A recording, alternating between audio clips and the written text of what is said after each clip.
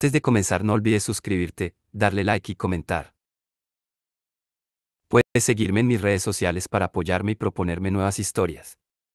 Enlaces en la descripción. Percy Jackson y los dioses del Olimpo. La batalla del laberinto. De Rick Riordan. Capítulo 12. Me tomo unas vacaciones eternas. Desperté con la sensación de estar aún en llamas. Me escocía la piel y tenía la garganta como papel de lija. Vi árboles y un cielo azul. Oí el gorgoteo de una fuente y percibí un olor a cedro y enebro, además de a muchas otras plantas de dulce fragancia. Me llegó también un rumor de olas lamiendo una costa rocosa. Me pregunté si habría muerto, pero sabía que no era así. Ya había estado en la tierra de los muertos y en ese lugar no se veía ningún cielo azul. Traté de sentarme, pero los músculos no me obedecían. No te muevas. Era la voz de una chica. Estás demasiado débil para levantarte. Me aplicó un paño húmedo en la frente. Vi una cuchara de bronce y noté en la boca el goteo de un líquido que me alivió la sequedad de la garganta y me dejó un regusto tibio parecido al chocolate. El néctar de los dioses. Entonces el rostro de la chica apareció por encima de mi cabeza. Tenía los ojos almendrados y el pelo de color caramelo trenzado sobre un hombro. Andaría por los 15 o los 16 años, aunque no era fácil saberlo, porque la suya era una de esas caras que parecen intemporales. Se puso a cantar y mi dolor se fue desvaneciendo. Era alguna clase de magia. Sentía que su música se me hundía en la piel, que reparaba y curaba mis quemaduras. ¿Quién? Farfullé. Chist, valiente. Dijo. Descansa y reponte. Ningún daño te alcanzará aquí. Soy Calipso. Cuando volví a despertarme estaba en una cueva, aunque debo admitir que no era ni mucho menos de las peores que había visto. El techo relucía con formaciones de cristales de distintos colores, blanco, morado, verde, como si me hallara en el interior de una de esas geodas que venden en las tiendas de recuerdos. Me encontraba tendido en una cama muy cómoda con almohadas de pluma y sábanas de algodón. La cueva estaba dividida con cortinas blancas de seda. En un rincón, había un enorme telar y un arpa. En la pared opuesta se alineaban en unos estantes frascos de fruta en conserva. Del techo colgaban manojos de hierbas puestas a secar, romero, tomillo y muchas otras. Seguro que mi madre habría sabido el nombre de todas ellas. Había una chimenea excavada en la roca viva y una olla hirviendo al fuego. Olía muy bien, como a estofado de buey. Me incorporé, procurando no hacer caso del palpitante dolor de cabeza que me abrumaba. Me miré los brazos, creyendo que los encontraría llenos de espantosas cicatrices, pero parecían estar bien. Algo más rosados que de costumbre, pero nada más. Llevaba una camiseta blanca de algodón y unos pantalones que no eran míos. Tenía los pies descalzos. Durante un instante de pánico, me pregunté qué habría ocurrido con Contracorriente, pero me palpé el bolsillo y allí estaba, en el mismo sitio donde reaparecía siempre. No solo eso, también encontré en el bolsillo el silbato para perros de hielo Estigio. De algún modo, me había seguido hasta allí. Lo cual no me tranquilizaba precisamente. Me puse de pie, no sin dificultades. El suelo de piedra parecía helado. Me volví y me encontré frente a un espejo de bronce pulido. Sagrado Poseidón, musité. Tenía aspecto de haber perdido 10 kilos, y no puede decirse que antes me sobrara. Llevaba el pelo enmarañado y algo chamuscado en las puntas, como la barba de Festo. Si le hubiera visto esa cara a una persona que estuviera pidiendo dinero en el arcén de una autopista, habría puesto el seguro de las 4 puertas. Me aparté del espejo. La entrada de la cueva quedaba a mi izquierda. Me dirigí hacia la luz del sol. La cueva se abría a un prado verde. A la izquierda había una arboleda de cedros y a la derecha, un enorme jardín de flores. 4 fuentes gorgoteaban en el prado, cada una con surtidores que disparaban agua a través de las flautas de sátiros de piedra. Más allá, el césped descendía en una suave pendiente hacia una playa de roca.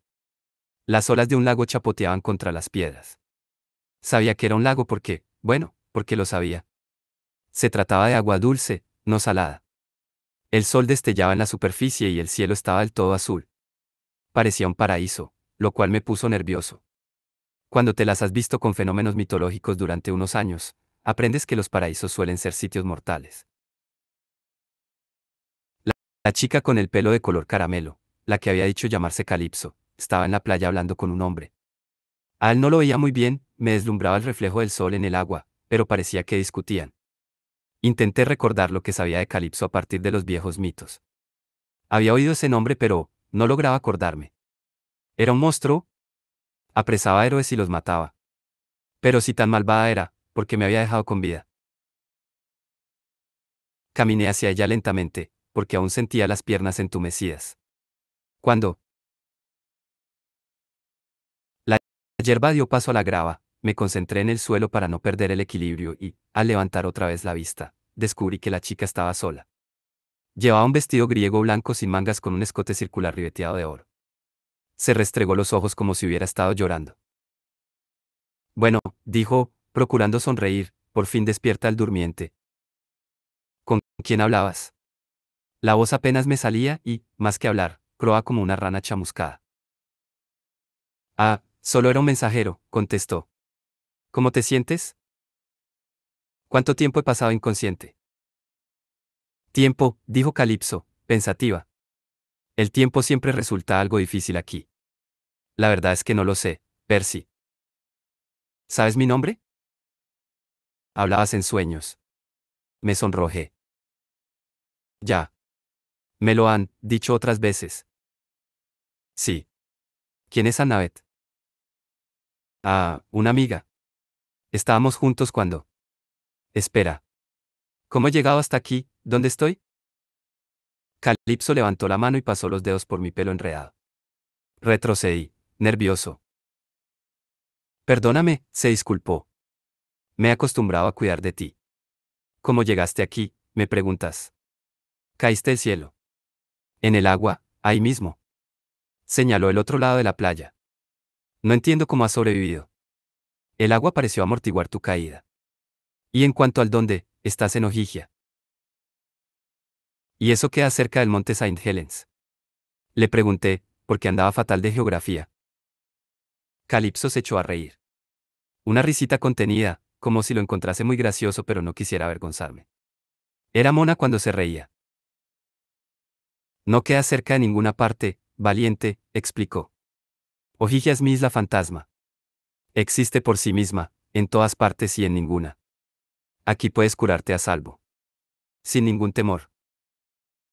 Pero mis amigos. Annabeth, Grover y Tyson. Sí. Exclamé. He de volver con ellos. Están en peligro. Ella me acarició la cara y esta vez no retrocedí. Primero descansa. No le servirás de nada a tus amigos hasta que te repongas. En cuanto lo hubo dicho, me di cuenta de lo cansado que estaba. No serás una malvada hechicera, ¿verdad? Ella sonrió tímidamente. ¿Cómo se te ocurre una cosa así? Bueno, en una ocasión conocí a Circe y también ella tenía una isla muy bonita. Lo malo es que le gustaba convertir a los hombres en conejillos de indias. Calipso se echó a reír otra vez. Prometo no convertirte en un conejillo de indias. Ni ninguna otra cosa. No soy una malvada hechicera, aseguró Calipso. Ni tampoco tu enemiga, valiente. Ahora, descansa, que se te cierran los ojos. Tenía razón. Se me doblaban las rodillas y habría acabado cayéndome sobre la grava si ya no me hubiese sostenido. Su pelo olía a canela. Tenía mucha fuerza, o quizá era que yo estaba demasiado flaco y débil. Me condujo hasta un banco con almohadones junto a la fuente y me ayudó a echarme. Descansa, me ordenó. Y me quedé dormido arrullado por el murmullo de las fuentes y el olor a canela y enebro. Desperté en la oscuridad, pero no estaba seguro de si era esa misma noche o muchas noches después. Me encontraba tendido en la cama, en el interior de la cueva, pero me levanté, me envolví en una bata y salí sin hacer ruido. Las estrellas brillaban a millares, como solo se ve cuando estás muy lejos de la ciudad. Identifiqué las constelaciones que Annabeth me había enseñado: Capricornio, Pegaso, Sagitario. Y más allá, hacia el sur, cerca ya del horizonte, había una nueva, la Cazadora, un homenaje a una amiga nuestra que había muerto el invierno anterior. Percy, ¿qué ves? Dejé de mirar el cielo y regresé a la tierra. Aunque las estrellas fueran asombrosas, Calipso las superaba. O sea, yo había visto a la diosa del amor en persona, Afrodita, y nunca diría esto en voz alta, porque ya me fulminaría y reduciría a cenizas, pero a mi modo de ver Calypso era muchísimo más guapa, sencillamente porque resultaba más natural, como si no pretendiera ser hermosa ni le importara siquiera. Lo era, y punto. Con su pelo trenzado y su vestido blanco, parecía resplandecer a la luz de la luna. Tenía en las manos una pequeña planta de flores delicadas y plateadas. Estaba mirando, de repente, me encontré contemplando su cara. Lo he olvidado. Ella rió suavemente. Bueno, ya que estás levantado, puedes ayudarme a plantarla. Me tendió la mata, que tenía en la base un grumo de tierra y raíces. Las flores resplandecieron cuando las sostuve. Calipso recogió su pala de jardinería y me guió hasta el borde del jardín, donde comenzó a cavar. Es un lazo de luna, me explicó. Solo puede sembrarse de noche. Observé cómo parpadeaba la luz plateada alrededor de sus pétalos. ¿Para qué sirve? Servir. Musitó ella. Para nada especial, supongo. Vive, da luz, derrama belleza. ¿Ha de servir para algo más? Supongo que no. Tomó la planta y nuestras manos se encontraron. La piel de sus dedos era cálida. Allanó bien la tierra y retrocedió un poco, observando su trabajo. Adoro mi jardín. Es impresionante, asentí. No es que yo fuera un gran aficionado a los jardines, la verdad, pero Calipso tenía glorietas con 6 tipos distintos de rosas, espalderas cubiertas de madreselva, hileras de parras cargadas de uvas de un rojo púrpura que habrían enloquecido a Dioniso. Mi madre siempre ha deseado tener un jardín, comenté. ¿Y por qué no ha plantado uno? Bueno, vivimos en Manhattan. En un apartamento. Manhattan. Apartamento. Me quedé mirándola. No sabes de qué te hablo, ¿verdad? Me temo que no. No he salido de Ojigia en mucho tiempo. Bueno, Manhattan es una gran ciudad y no hay mucho sitio para jardines. Calipso frunció el ceño. Qué pena. Hermes viene de visita de vez en cuando y me ha contado que el mundo ha cambiado mucho. Pero no creía que fuera hasta el punto que ni siquiera puedas tener un jardín. ¿Por qué no has salido de tu isla?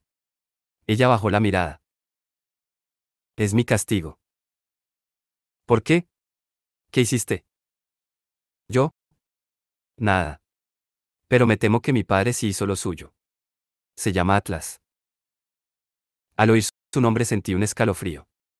Había conocido al titán Atlas el invierno anterior y nuestro encuentro no había sido muy amistoso.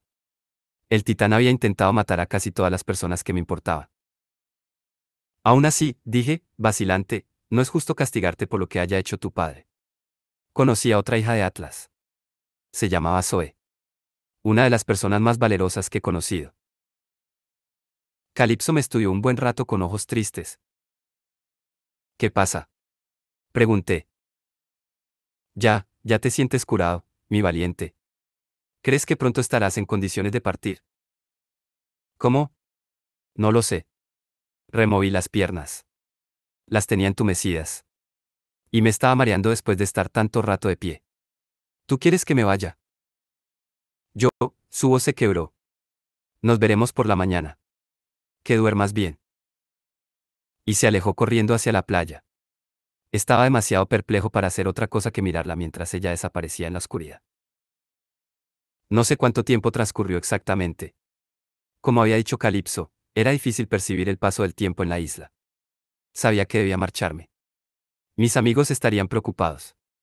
Eso como mínimo. En el peor de los casos podían correr un grave peligro. Ni siquiera sabía si Annabeth habría conseguido salir del volcán. Intenté utilizar varias veces mi conexión por empatía con Grover, pero no lograba establecer contacto. Me resultaba muy penoso no saber si se encontraban bien. Por otro lado, sin embargo, me sentía muy débil. Solo podía sostenerme de pie unas cuantas horas. Lo que había hecho en el monte Saint Helens, fuese lo que fuese, me había agotado como ninguna otra experiencia que recordara. No me sentía como un prisionero ni nada por el estilo. Me acordé del Hotel Loto, en Las Vegas, donde había quedado atrapado en un asombroso mundo de diversiones, hasta el punto de olvidar todo lo que de verdad me importaba. Pero la isla de Ojigia no era así en absoluto. Pensaba en Annabeth, Grover y Tyson todo el tiempo. Recordaba perfectamente por qué debía marcharme. Pero, no podía. Y además, estaba la propia Calipso. Ella no hablaba mucho de sí misma, pero justamente por eso me intrigaba más. Me sentaba en el prado, sorbiendo néctar, y trataba de concentrarme en las flores o en las nubes o en los reflejos del lago, pero en realidad contemplaba a Calipso mientras trabajaba, su modo de apartarse el pelo por encima del hombro, el pequeño mechón que le caía por la cara cuando se arrodillaba a cavar en el jardín. A veces, extendía el brazo y los pájaros salían volando del bosque para posarse en su mano, loros, periquitos, palomas. Ella les daba los buenos días, les preguntaba qué tal iban las cosas en sus nidos y ellos gorjeaban un rato y luego se alejaban volando alegremente. Los ojos de Calipso relucían de felicidad. Me miraba un momento y nos sonreíamos, pero casi de inmediato ya volvía a adoptar aquella expresión de tristeza y se daba la vuelta. No me explicaba qué le pasaba. Una noche cenamos juntos en la playa. Unos criados invisibles habían puesto la mesa y servido un estofado de buey y una jarra de sidra, lo cual quizá no suene tan espectacular, pero solo para quien no lo haya probado. Al principio, ni siquiera había reparado en la existencia de aquellos criados, pero al cabo de un tiempo advertí que las camas se hacían solas, las comidas quedaban preparadas como por arte de magia y la ropa parecía lavada y doblada por unas manos invisibles. El caso es que Calipso y yo nos encontrábamos allí cenando. Ella estaba preciosa a la luz de las velas. Yo le hablaba de Nueva York y del campamento mestizo, y me puse a contarle una anécdota de Grover, que una vez se había comido la pelota mientras jugábamos al ping-pong. Calipso empezó a reírse con aquella risa asombrosa y nos miramos a los ojos. Pero enseguida bajó la mirada. ¿Otra vez? Dije. ¿Qué? Siempre te estás apartando, como si procurases no pasártelo bien. Ella mantuvo los ojos fijos en su vaso de sidra. Como ya te he dicho, Percy, he sido castigada. Estoy maldita, podría decirse. ¿Cómo? Deseo ayudarte. No digas eso. Por favor, no digas eso. Cuéntame en qué consiste el castigo. Cubrió su estofado a medio terminar con una servilleta y de inmediato unas manos invisibles retiraron el cuenco. Percy, esta isla, Ojigia, es mi hogar, mi tierra natal. Pero también es mi prisión. Estoy, bajo arresto domiciliario, supongo que lo llamarías tú. Nunca podré visitar ese Manhattan tuyo ni ningún otro sitio. Estoy aquí sola. Porque tu padre era Atlas. Ella sintió. Los dioses no se fían de sus enemigos. Y hacen bien. No debería quejarme. Algunas prisiones no son en absoluto tan bonitas como la mía. Pero no es justo, protesté. Que estés emparentada con él no significa que le des tu apoyo. La otra hija de Atlas que yo conocí, Zoe Belladonna, combatió contra él. Y no estaba encarcelada. Pero yo, Percy, apuntó Calipso en voz baja, si lo apoyé en la Primera Guerra. Es mi padre. ¿Qué? Pero si los titanes son unos malvados. Ah, ¿sí? ¿Todos? ¿Siempre? Frunció los labios. Dime, Percy. No deseo discutir contigo, pero dime, ¿tú apoyas a los dioses porque son buenos o porque son tu familia? No respondí. Tenía razón. El invierno anterior, después de que Annabeth y yo salváramos el Olimpo, los dioses habían mantenido un debate sobre si debían matarme o no. No habían demostrado ser muy buenos precisamente. Sin embargo, yo los apoyaba porque Poseidón era mi padre. Quizá me equivoqué en la guerra, admitió Calipso. Y para ser justa, debo decir que los dioses me han tratado bien. Me visitan de vez en cuando. Me traen noticias del mundo exterior. Pero ellos pueden marcharse. Y yo no. ¿No tienes amigos? Pregunté. Quiero decir, no hay nadie que quiera vivir aquí contigo. Es un lugar muy bonito. Le resbaló una lágrima por la mejilla. Me prometí a mí misma que no hablaría de esto. Pero la interrumpió un rumor sordo que procedía del lago. En el horizonte apareció un resplandor que fue cobrando intensidad hasta que divisé una columna de fuego que se deslizaba por la superficie del agua y se acercaba a nosotros. Me levanté y llevé la mano a mi espada. ¿Qué es eso? Calipso suspiró. Un visitante. Cuando la columna de fuego llegó a la playa, ella se levantó y le hizo una reverencia formal. Las llamas se disiparon y entonces vimos ante nosotros a un hombre muy alto vestido con un mono gris, con una abrazadera metálica en la pierna y con la barba y el pelo humeantes y medio chamuscados. Señor Hefesto, saludó Calipso, es un raro honor. El dios del fuego soltó un gruñido. Calipso. Tan bella como siempre. Nos disculpas, querida. He de hablar un momento con nuestro joven Percy Jackson. El dios se sentó torpemente en la mesa y pidió una Pepsi. El criado invisible la abrió demasiado bruscamente y la derramó sobre la ropa de trabajo del huésped. Hefesto rugió, soltó unas cuantas maldiciones y aplastó la lata. Estúpidos criados, masculló. Lo que necesita Calipso son unos buenos autómatas. Ellos nunca fallan. Señor, dije, ¿qué ha ocurrido? Annabeth. Está perfectamente, respondió. Una chica con recursos. Encontró el camino de vuelta y me lo contó todo. Está preocupadísima, ¿sabes? Usted no le ha dicho que estoy bien. Eso no tengo que decírselo yo, adujo Hefesto. Todos creen que has muerto. Tenía que asegurarme de que pensabas volver antes de contarles dónde estabas. ¿Qué insinúa? Exclamé. Claro que quiero volver. Hefesto me observó con aire escéptico. Se sacó una cosa del bolsillo, un disco de metal del tamaño de un iPod. Pulsó un botón y el artilugio se expandió para convertirse en una televisión de bronce en miniatura. En la pantalla se veían imágenes filmadas del monte Saint Helens, con una gran columna de fuego y cenizas elevándose hacia el cielo.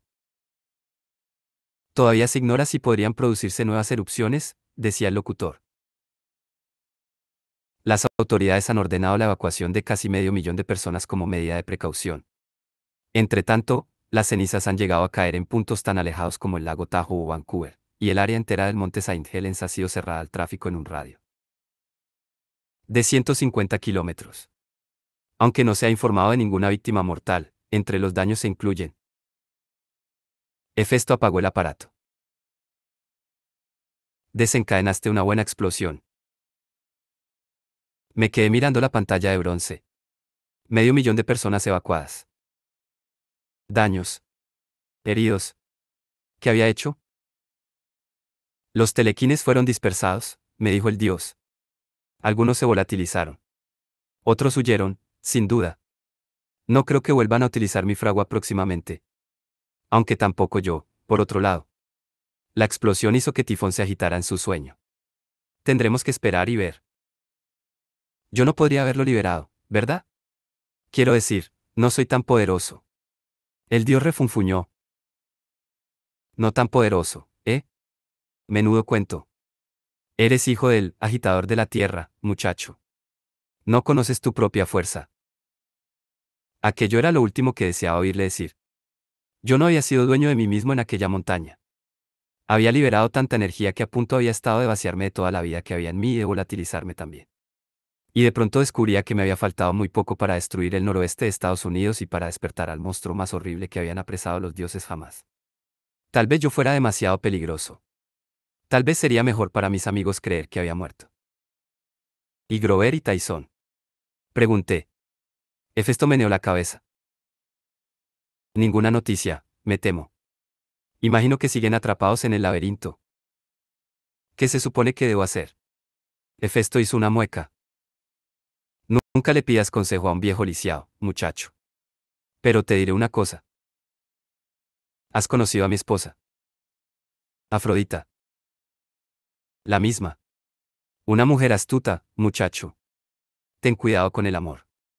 Te pondrá el cerebro del revés y acabarás creyendo que arriba es abajo y que bueno es malo. Recordé mi encuentro con Afrodita en el desierto, el invierno anterior, en el asiento trasero de un Cadillac blanco. Ella me había dicho que se había tomado un interés especial en mí y que me había puesto las cosas difíciles en el terreno romántico simplemente porque le caía bien.